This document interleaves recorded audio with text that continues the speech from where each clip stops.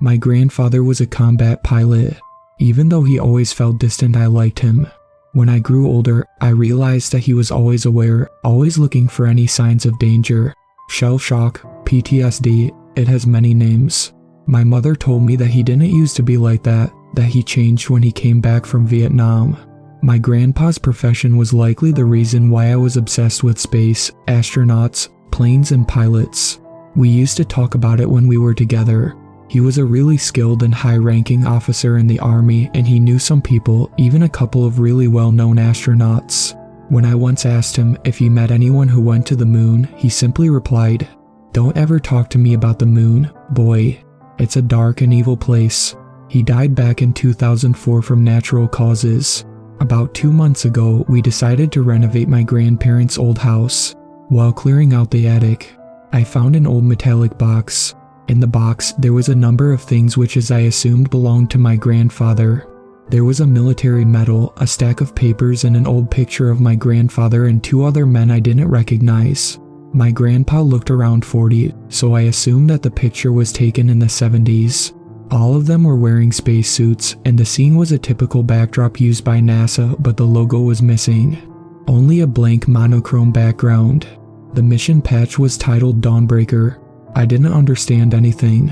My grandfather was an astronaut. Why did he never tell anyone about this? Dawnbreaker. I never heard about such mission. It must have been covered up really well. But why? I found the answers in the papers on the bottom of the box.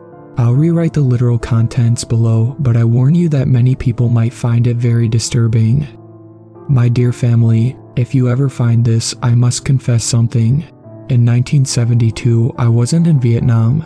I wasn't supposed to tell anyone, but if you have found this, it probably doesn't matter anymore.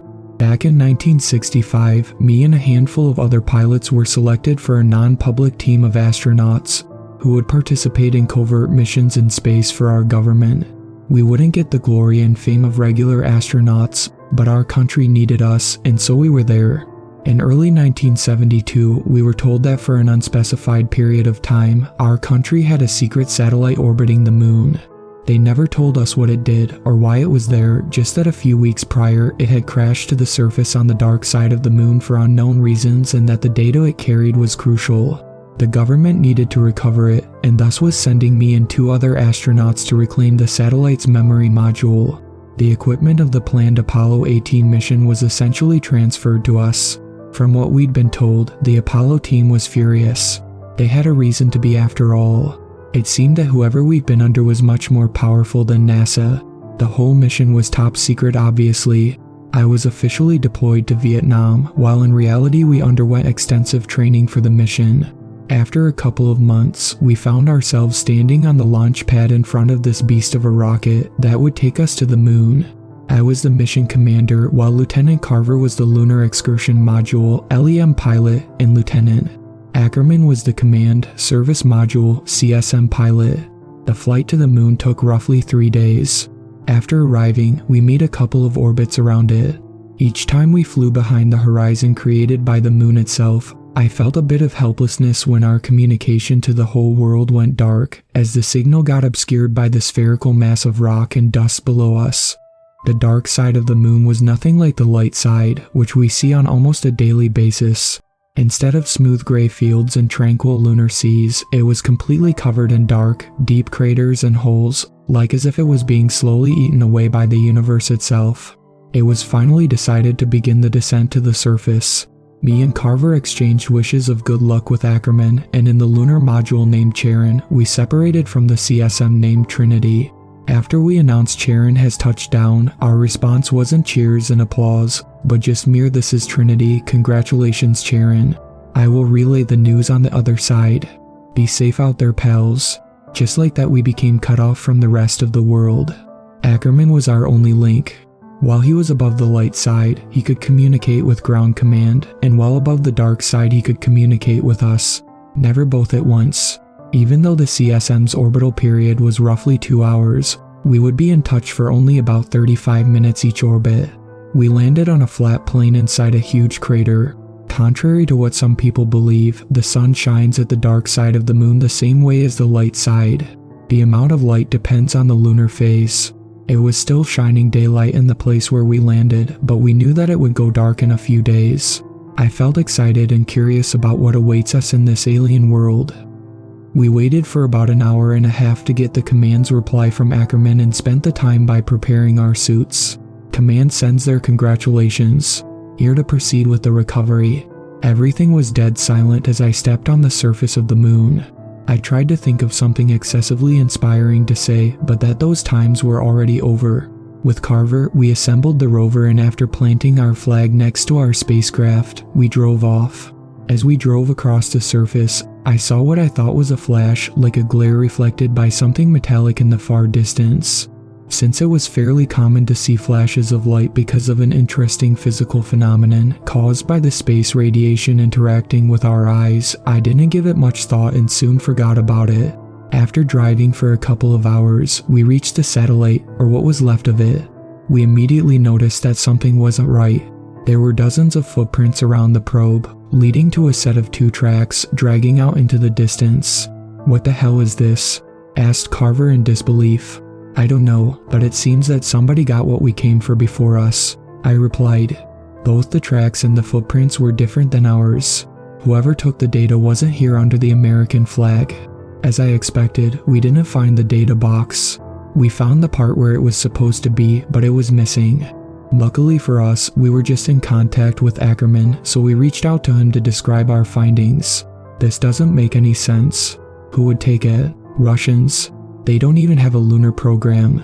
Even if somebody took it, how could we not be aware of that? How can the Russians land on the moon without us noticing?" He responded. "As far as we know, the Russians have no idea that we are here, said Carver over the radio. "We're going to follow the trail." I cut off their conversation. "Are you guys sure about this?" asked Ackerman. "Hell, I'm not sure about this. We're clearly missing something here, but I'll do as you say, Cap," responded Carver. "Yes, if whatever was on that probe was so important for 2 countries to send people here to retrieve it, we have to find out what happened to it," I replied. "Copy that, Sharon. I'll relay your whereabouts to command as soon as I can. Be careful out there."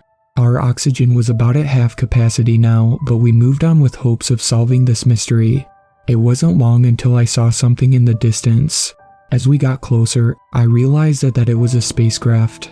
Its design was different than ours, and it was decorated with a flag of the Soviet Union. I couldn't explain why, but I felt that something was really odd about the spacecraft. If there really was Russians with us on the moon, they would have picked up our comms long ago, so there wasn't a point in hiding.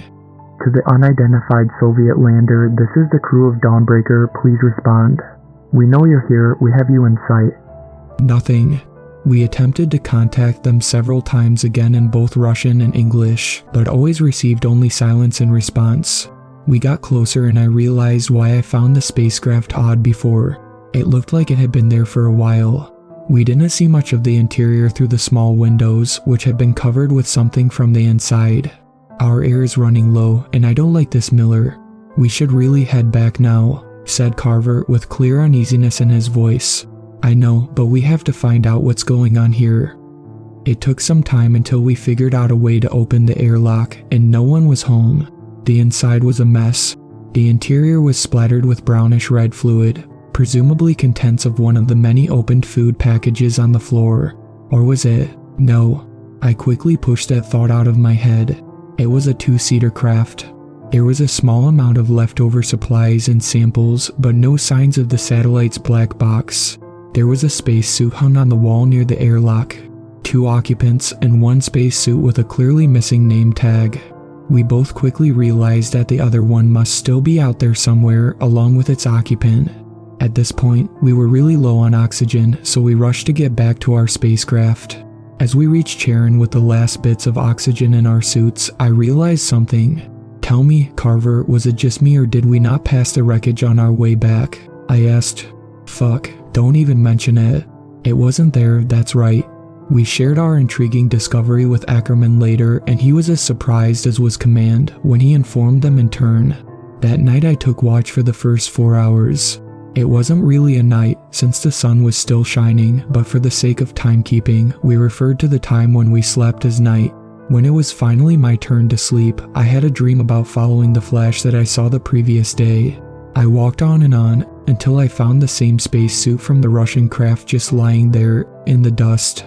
The limbs were twisted and contorted in gruesome ways, but it was clear that someone or something was inside that suit. I approached and slowly began opening the sunshield that obscured the inside of the helmet. I looked in terror as I saw the inside. It was my face, covered with brownish red blood. In place of eyes, there were only 2 gaping holes. The next day we started picking up something on an unused channel of our radio. It was a faint signal coming from somewhere in the crater. We tried to patch it to the speakers, but it didn't make any sense. It was just a repeating sound resembling a person vocalizing the sound of a single letter or vowel, but stretched to about 3 seconds followed by an equally long pause. It was very distorted, and it clearly wasn't a loop since each sound was just slightly different than the previous one. We ate and once again prepared for moonwalk. It was darker than the other day. The sun was still shining, but it was steadily creeping its way under the horizon. We followed the source of the signal for about an hour when we found something lying in the dust in front of us. I tensed as I looked closer and found out what it was. It was a spacesuit, the same as the one in the Russian lander. "Well, it looks like we found our missing friend," said Carver with disbelief. I didn't say anything. I simply jumped off the rover and slowly, silently approached the suit. "What are you doing, Miller?" continued Carver. Just as I was about to open the sunshield with my shaking hands, the suit came alive and grabbed my hand. With the sound traveling through our suits, I heard a weak pomagite, meaning help in Russian. We carried him to our lander.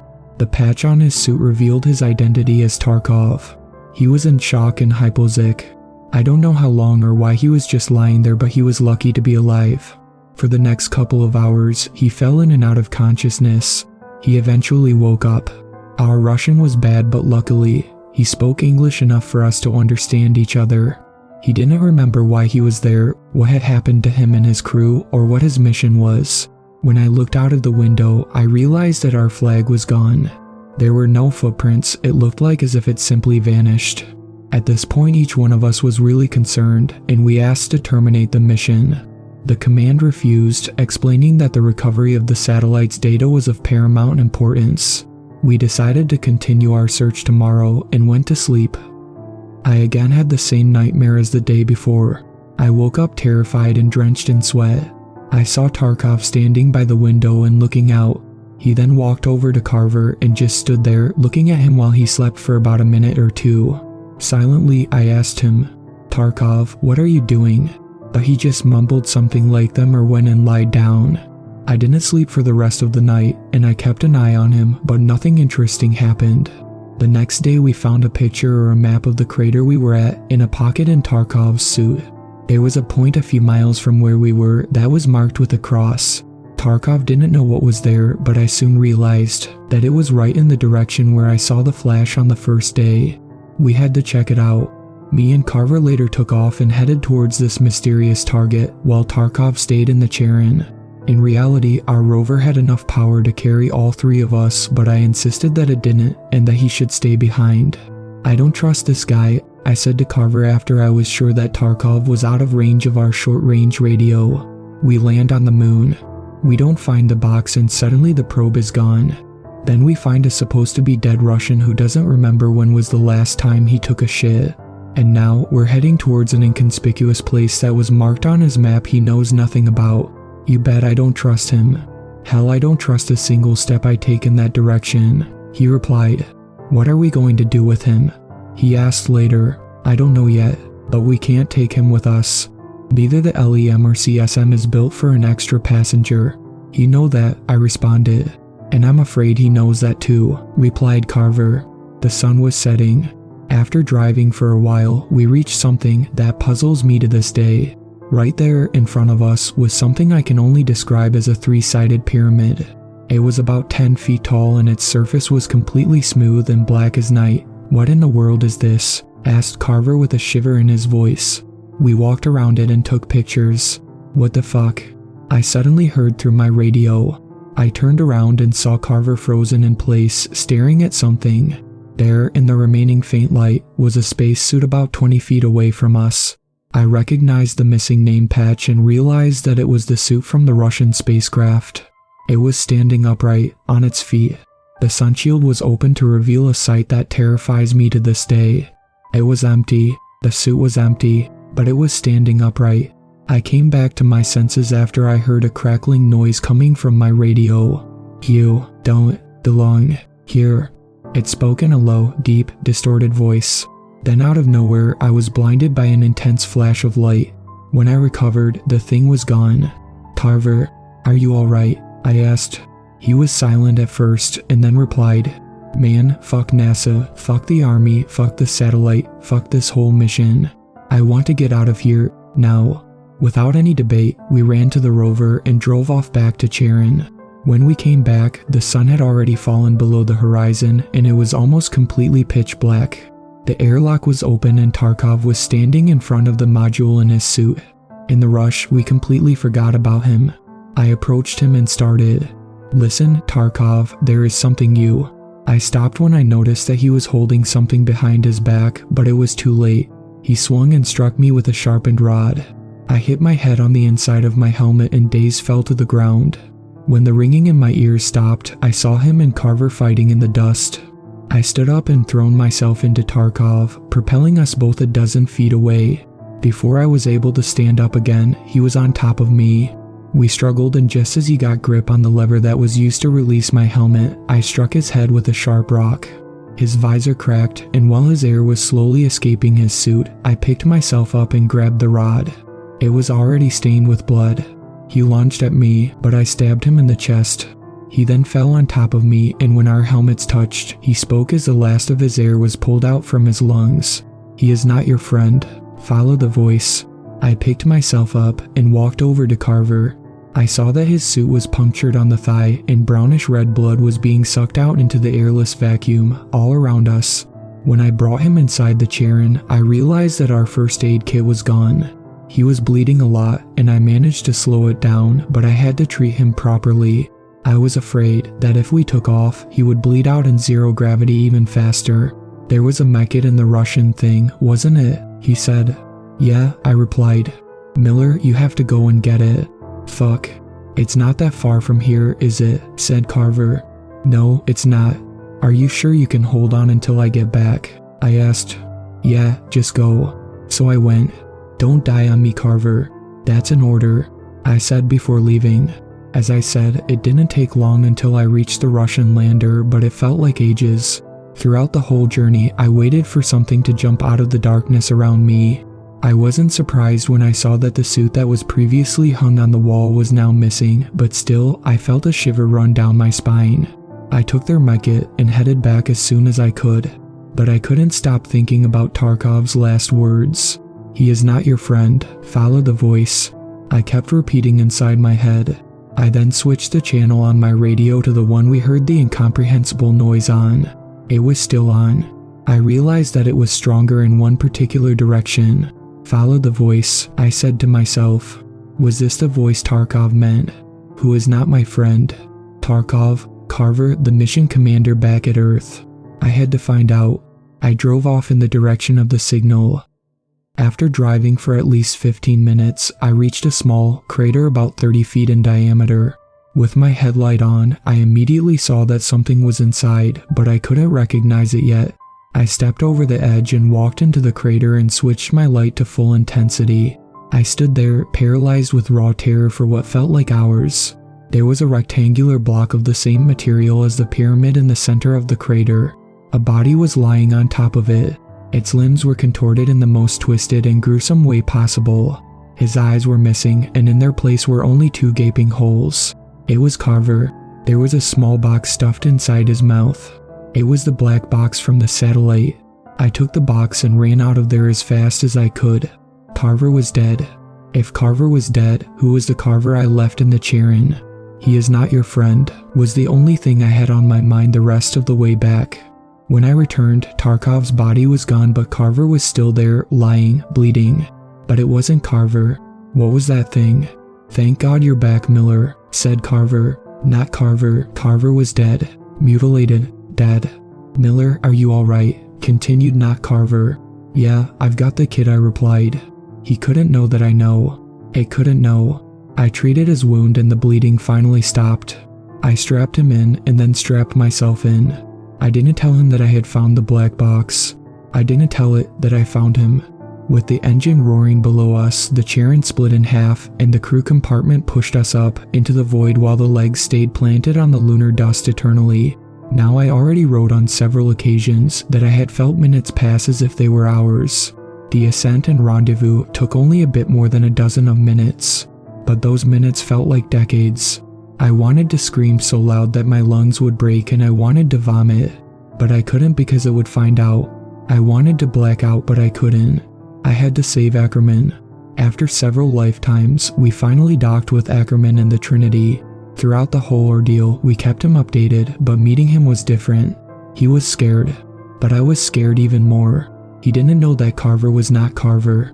I did know. I did unstrap first and pushed Ackerman out of the docking tunnel. I did kick Carver, not Carver, right in the face when he followed. I did close the docking tunnel behind me. "What the hell are you doing, Miller? What is wrong with you?" shouted Ackerman and slammed me to the wall of the command module. "Don't open it, Mike. It's not Carver. That thing in the LEM is not Carver, do you understand?" I shouted back in pain. Even though he was a battle-hardened soldier, Ackerman finally broke into tears. I floated past him over to the controls, and before I undocked the Charon, I glanced at the docking tunnel window one last time. There it was. A thing with Carver's face and body, but not Carver, staring at us, but his eyes were completely smooth and black as night itself. He opened his mouth in a way that was simply not possible for a human and let out a loud, disturbing screech that I wish I could forget so much. In a heartbeat, it turned to dead silence as the Charon detached from the CSM and drifted into the void. Me and Ackerman didn't say a single word throughout the 3-day journey back to Earth. We were placed in quarantine for months after we came back home. Nobody ever explained to us what happened on that mission. I never learned what was on the black box. Honestly, I didn't want to know after all I experienced. But whatever was there was apparently enough to cancel all other missions to the moon and beyond. They eventually released us and made it very clear that we're never supposed to talk about it. I never saw Ackerman from that day on. The only time I talked about him was when a pair of men in suits came to my home one day, a couple of years after the mission. "Captain Miller, have you been in touch with Lieutenant Ackerman lately?" One of them asked after we exchanged our greetings. "No, I never spoke or heard from him since the mission. Did something happen?" I replied. "I'm sorry to tell you, but Lieutenant Ackerman was found dead in a nearby forest yesterday." I had to sit down. I didn't know him that well, but we spent a considerable amount of time together in training, and we lived through hell itself together, so it was more than enough for me to consider him a friend. "Poor Mike. How did he die?" I asked. "We don't know yet, but he had multiple fractures on all of his limbs, and his eyes were gouged out." My search for the truth had finally yielded some success. Oh, where do I even start? I've mentioned that my grandfather knew some people here and there. He even introduced me to some of them, and I convinced myself to contact one such person who works at NASA. Unfortunately, he couldn't help me, but he gave me a contact for someone who possibly can. The other person didn't help me either, but they bounced me back and forth between about 10 other people, until I finally met this guy who actually knew what I was talking about. Well, I didn't meet him. I met him only online, but you get it. Obviously, I will not reveal his identity or any more information than what I'm going to write here. He wasn't very friendly when I first got in touch with him. When I asked him if he knew anything about Dawnbreaker, he almost hung up straight away. "Who told you about this? You are playing with things you don't understand, young man." Jacob Miller was my grandfather, I explained. He went silent for a few seconds. "I see. I suppose we wouldn't be able to hide this forever. I can help you, not because you asked me, but because it's time. But I warned you, there are things you don't want to know." He mailed me a flash drive, and in a very complicated way explained to me what to do with it. The drive was actually just a dummy, and after I took it apart, it revealed a micro SD card. I don't know if I'm doing the right thing by posting it to the internet, because what you're about to read is going to give you many answers, but open even more questions. The SD card contained a transcript of what was probably an audio recording in Russian. Same as with my grandfather's message, I'll rewrite the contents below. Material number IEM 663. Source record number EM 13 at first dawn 1. Notes transcript translated from Russian. Damn piece of crap, is it working? Oh, thank God, it is. Apologize my rude introduction. My name is Leonid Ivanovich Tarkov. I was a cosmonaut on the Kamchatka station. Now let's cut the crap and get straight to the point.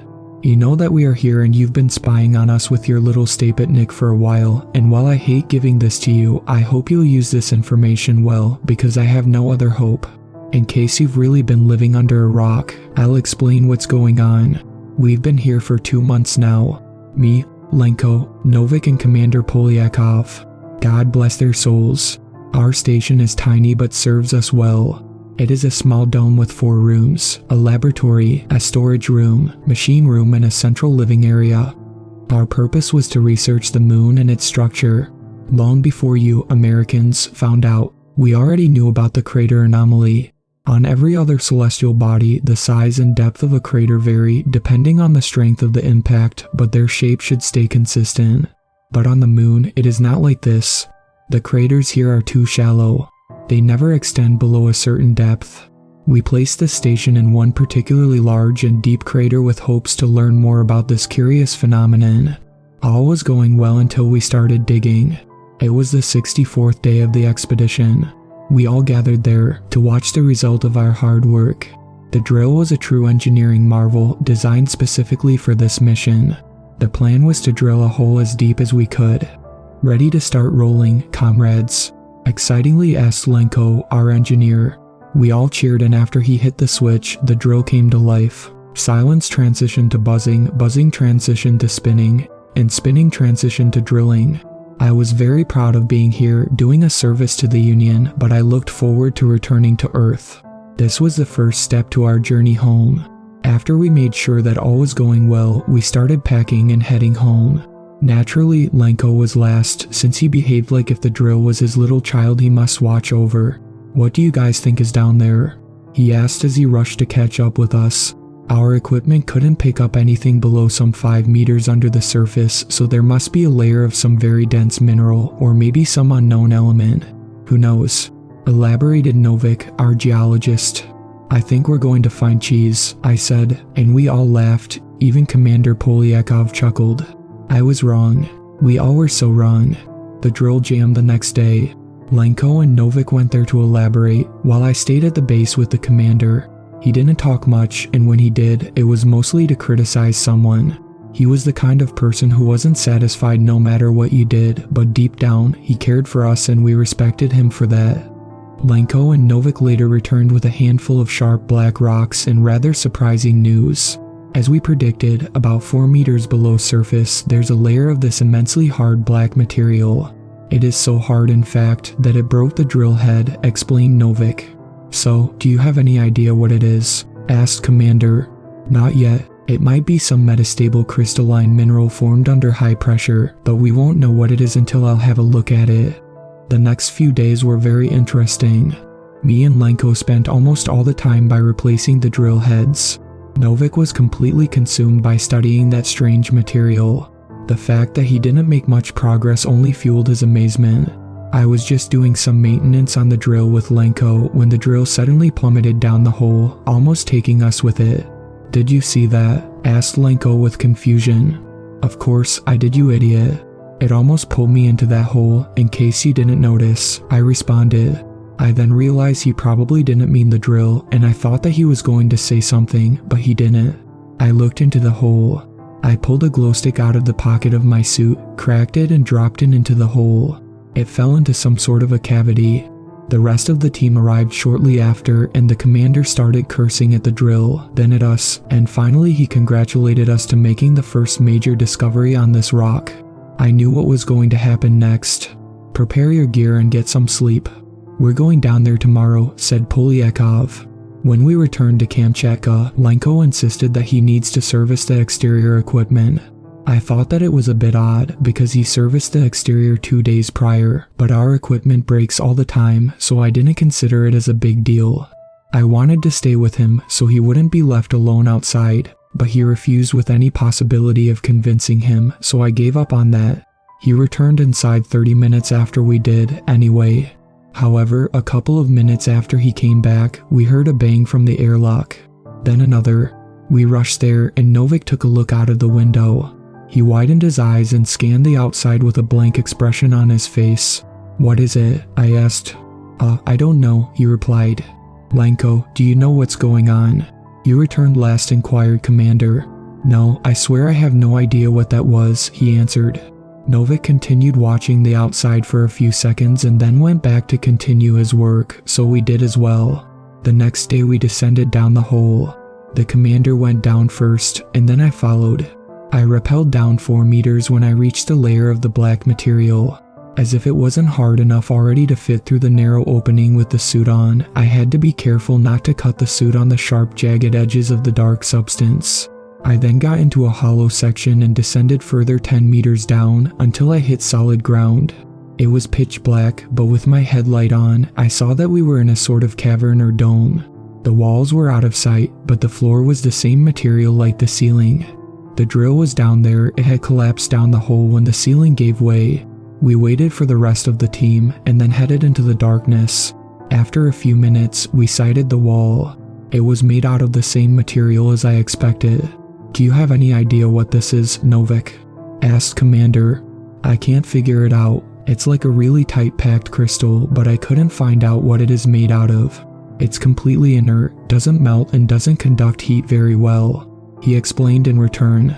We followed the wall and circled the whole cavity until we came back to where we started. The walls, the ceiling and the floor were just this completely smooth black material. We headed back to the opening. However, on our way back, we came across another opening in the ground. There was a ramp that went down like a spiral, and after hesitating for a while, we walked down.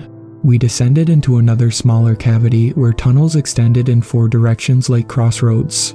Nobody asked the obvious question. This wasn't a natural formation. There was 4 of us and 4 tunnels. One might think we would split up to cover more ground, but again, we were soldiers, not a bunch of stupid school kids, and so we stuck together. We walked for maybe 40 minutes. We passed several other intersections. The whole place seemed like a maze or a web of tunnels, and it would be really easy to get lost here, so each time we passed such intersection, we left a glow stick in the mouth of the tunnel we came from. The whole place was eerie, and the farther we went, the more uneasy I felt. Somewhere deep in my mind, I felt that we are not supposed to be here. We just came to maybe the 10th or 11th intersection. We continued straight, but after a couple of steps, I noticed that Lenko wasn't by my side anymore.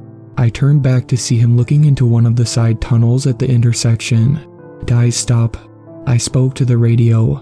"Lenko, what is it?" He turned to face us and said, I don't know. Guys, I don't feel well. We need to go back. Something is not right down here." What followed happened so fast, but I felt like watching a slow motion video. At one moment, he stood there looking at us, but in the next moment, he was gone. Something pulled him into the tunnel. We ran back, and I wanted to follow, but Commander pulled me back. "What are you doing? We can't leave him behind," I shouted. "He's gone. We need to get out, otherwise we are all dead," he said.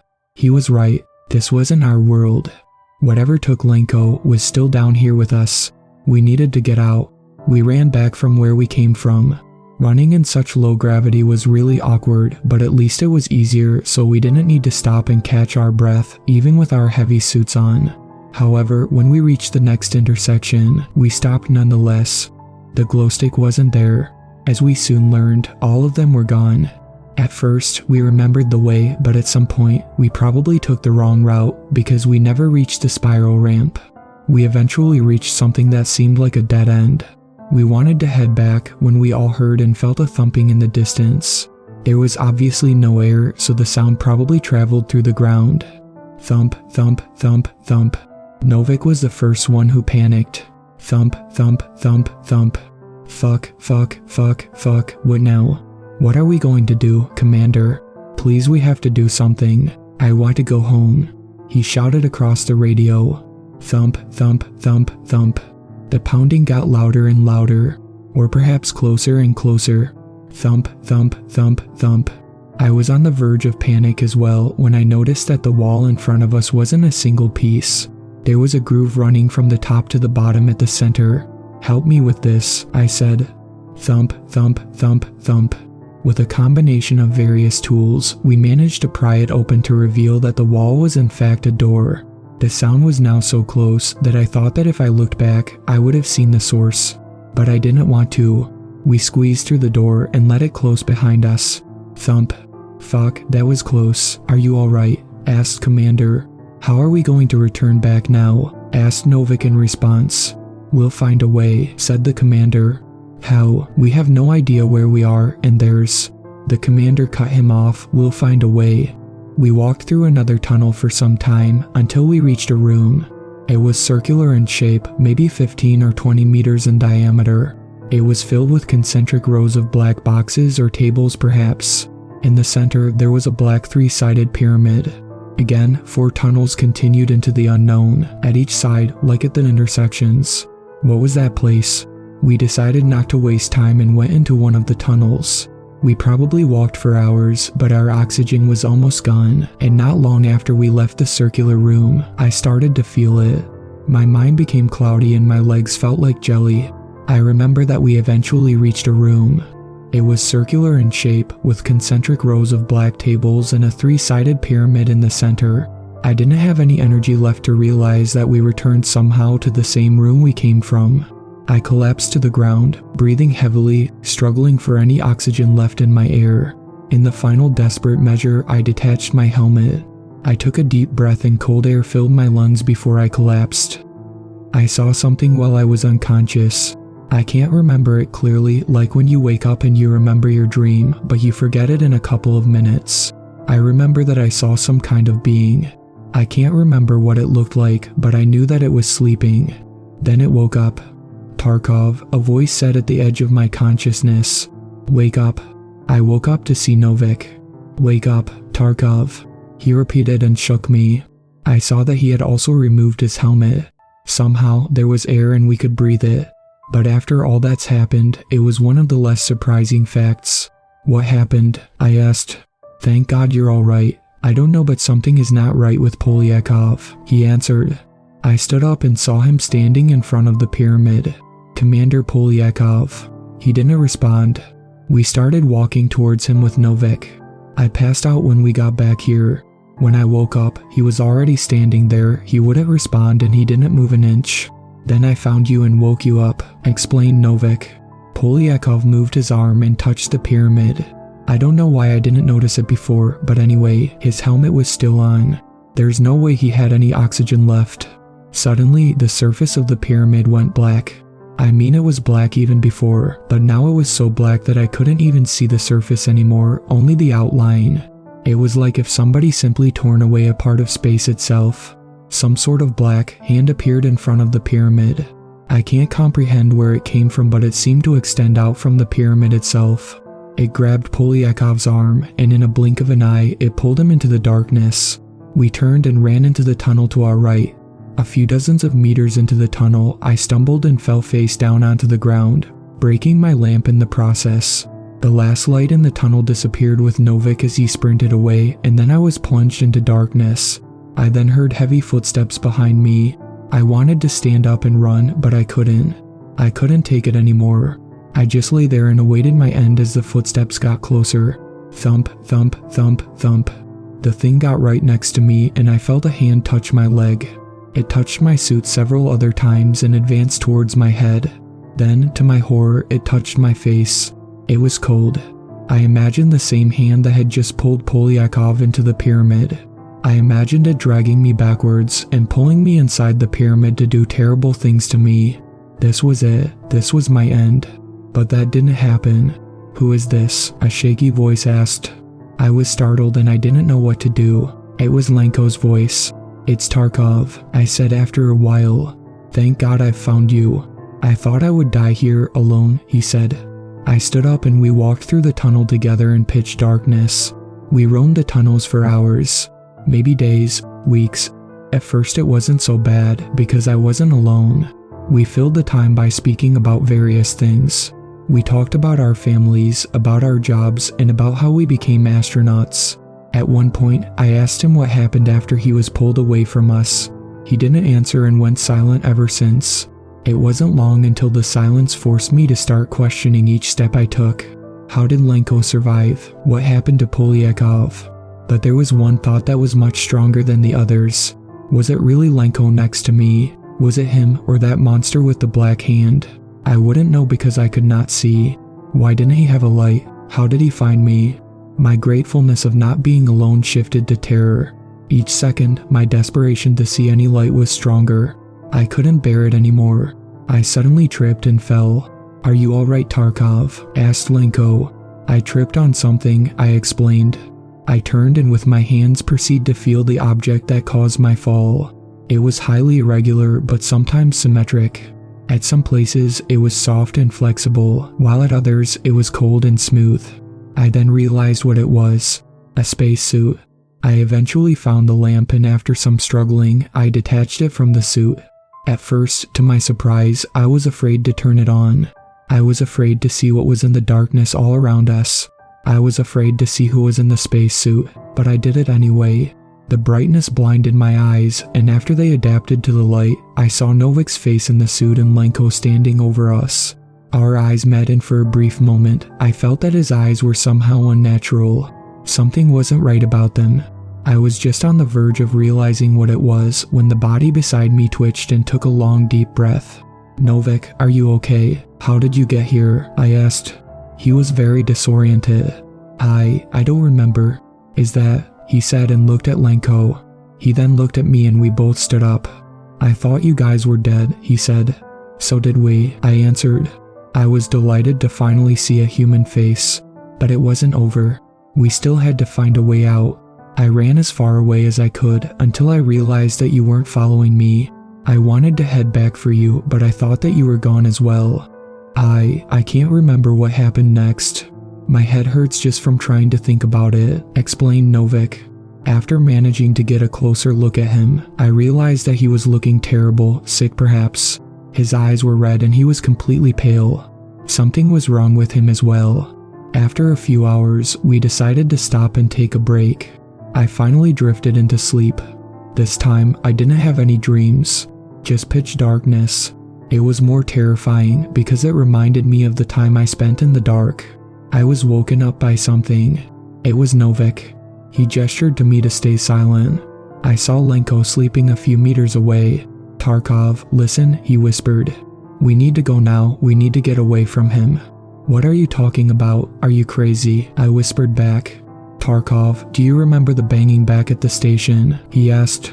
When I looked out of the window, I saw something, but at that point I thought that my mind was playing tricks on me, so I stayed silent, he explained.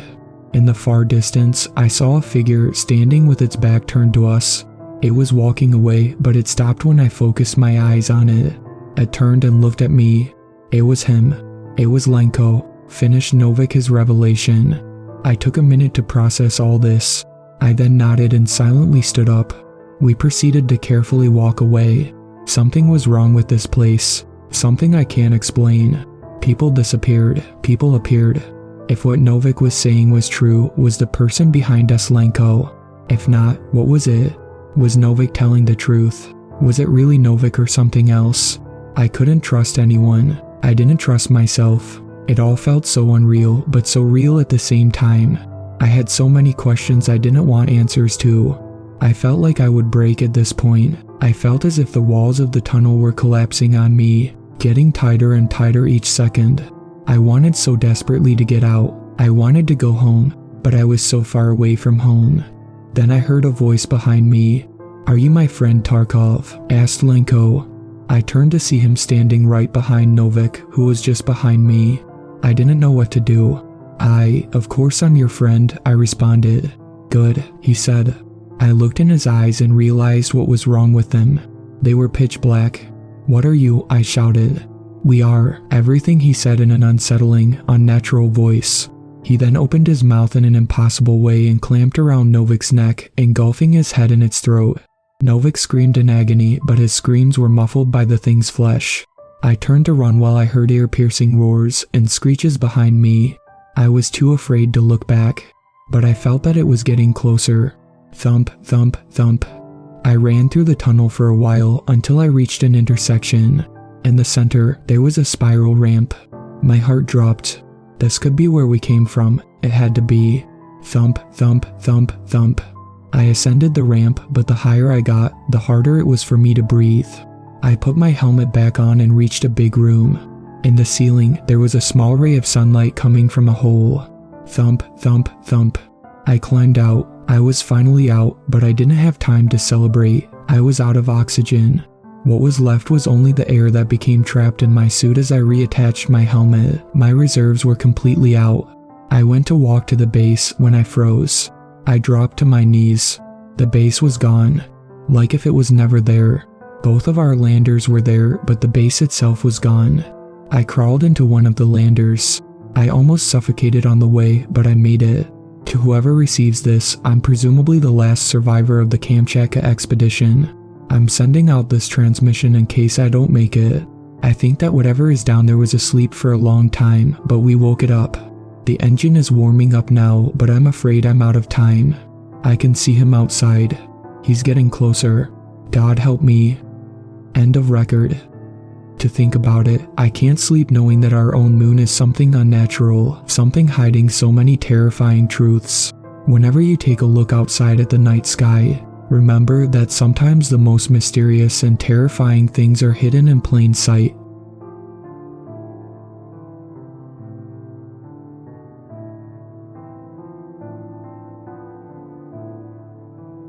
Thank you to my superfans, Sweet Black Swan, Tacy, and Brooklyn. I really appreciate you guys supporting my channel, and I look forward to making more content for everyone.